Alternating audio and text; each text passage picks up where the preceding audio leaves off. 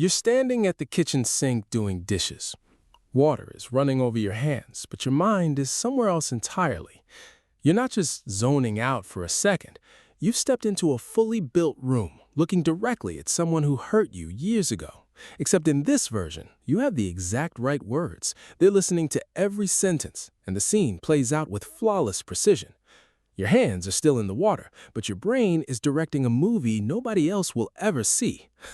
If that sounds unsettlingly familiar, you aren't alone. Millions of people quietly step out of their actual lives every single day. In 2002, a clinical psychologist named Eli Somer at the University of Haifa noticed a distinct pattern in his patients. These individuals weren't experiencing standard intrusive thoughts or chaotic flashbacks. They were intentionally generating complex, highly immersive internal narratives with recurring characters, detailed histories, and emotional arcs. Somer officially coined the term maladaptive daydreaming to describe this cognitive phenomenon. His initial research revealed that these daydreams weren't harmless distractions, but sophisticated psychological mechanisms. The brain constructs a vivid secondary reality to fulfill unmet core needs, such as control, connection, or safety. While not yet recognized as a distinct diagnosis in the DSM, researchers treat it as a powerful behavioral manifestation closely linked to dissociation and emotional regulation. This doesn't just happen to people hiding away in dark bedrooms. It shows up in high-performing lawyers, medical students, and quiet colleagues sitting across from you in morning meetings. To an outside observer, they just look calm or slightly distracted. In reality, they are using 40% of their brain to process the room, while 60% runs a parallel universe.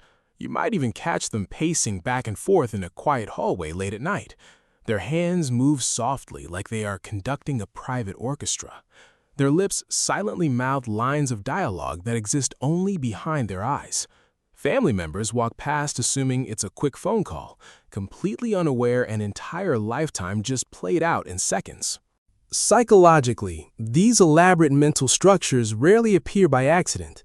They almost always trace back to early developmental environments where a child felt chronically unseen, unsafe, or overwhelmed.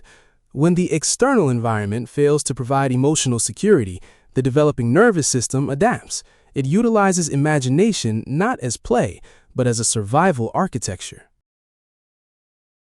The brain constructs an internal sanctuary where outcomes are controllable and relationships are predictably safe. According to attachment theory, this acts as a self-soothing workaround for unmet relational needs. The primary issue is that this protective mechanism rarely shuts off when childhood ends. What began as an ingenious defense mechanism against real-world powerlessness gradually transforms into a default cognitive pattern that runs quietly throughout adulthood. The tragic part of this mechanism is how well it works at first. It gives a quiet kid a safe place to hide when the real world gets too loud. But over time, the mental script starts competing with the actual life waiting in front of you. You start skipping real conversations because the version in your head plays out so much smoother. You rehearse every interaction, perfecting every sentence until the real world feels messy and unpredictable by comparison. All your best material gets performed for an audience of exactly one inside your own skull. You slowly become the star of a private masterpiece that nobody else will ever get to see. It is critical to distinguish maladaptive daydreaming from psychotic disorders. Individuals who experience this know precisely where reality ends and fantasy begins. The boundary remains intact, but the brain heavily favors the internal environment due to its high emotional payoff. Neurobiologically, this process places a massive demand on the prefrontal cortex and executive control networks. The mind consumes significant cognitive bandwidth to maintain intricate plot lines and emotional depth. Researchers often categorize this behavior along the spectrum of structural dissociation. Instead of processing real-world stressors or engaging in uncomfortable exposure, the brain routes energy into synthetic scenarios. This provides immediate dopamine hits and emotional relief, while quietly eroding the individual's capacity to tolerate the friction of everyday, unscripted reality. At some point, you have to look at the quiet gap between the life you rehearse and the one you actually live. Most people spend years pretending they haven't noticed that gap is there at all. Building a world inside your head wasn't a mistake. It was your nervous system doing the best it could with what it had. But running the dress rehearsal forever won't give you the life you actually need.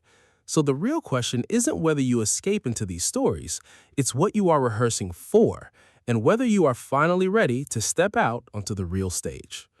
You can watch the rest of this ongoing series right now over on our channel. Click the next video on your screen to keep exploring.